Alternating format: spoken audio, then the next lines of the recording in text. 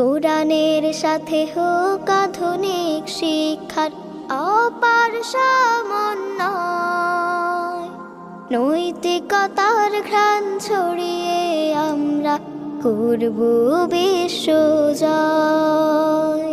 কোরআনের সাথে হোক আধুনিক শিক্ষার অপার সমন্বয়, নৈতিকতার ঘ্রাণ ছড়িয়ে আমরা করব বিশ্বজয়।